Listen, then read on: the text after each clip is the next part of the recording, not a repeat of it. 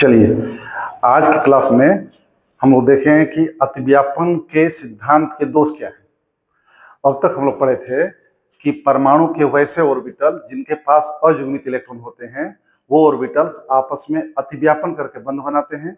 इससे स्पष्ट होता है कि शेयर जो साझे में इलेक्ट्रॉन रखे जाते हैं वो कहाँ पे प्लेस्ड होंगे, कहाँ रखे जाएंगे। तो अतिव्यापन के सिद्धांत से तो बात स्पष्ट हो गई कि शेयर में लगे हुए दोनों इलेक्ट्रॉन कहाँ रखे जा सकते हैं।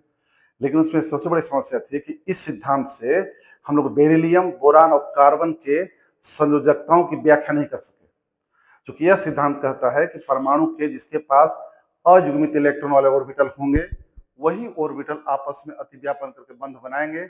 यानी कि बंध बनाने के लिए परमाणु के बाह्यतम कक्ष में अनपेयर्ड इलेक्ट्रॉन वाले ऑर्बिटल का होना जरूरी होता है। जबकि यहाँ हम देखते हैं, देखिए बेरिलियम, बोरान और कार्बन। बेरिलियम का देखिए, बेरिलियम का होता है 4 1:2:2 बोरान का होता है 5 1:2:2p1 कार्बन का होता है 6 1:2:2p2 1s को हम लोग क्रॉस कर दें चूंकि कोर इलेक्ट्रॉन है।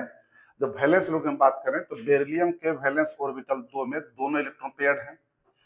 बोरान के 2s ऑर्बिटल पेयर्ड है बट 2p में एक अनपेयर्ड इलेक्ट्रॉन है।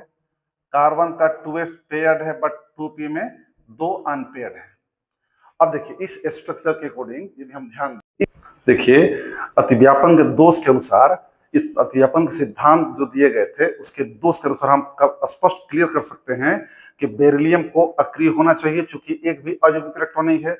बोरान को एक संयोजी होना चाहिए था चूंकि एक इलेक्ट्रॉन अनपेयर्ड है।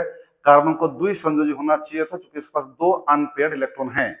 जबकि वस्तुतः वास्तव में बेरिलियम ही हो जाता है द्वि संयोजी, बोरान होते हैं त्रिसंयोजी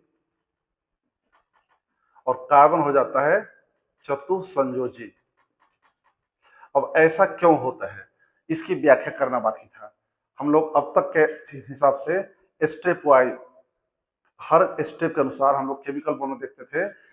पहले परंपरागत सिद्धांत, क्यों बॉन्ड बना, कैसे हुआ, फिर देखे कि उनके बीच बंद ऊर्जा क्यों बनती है, बंद दूरी क्यों होता है।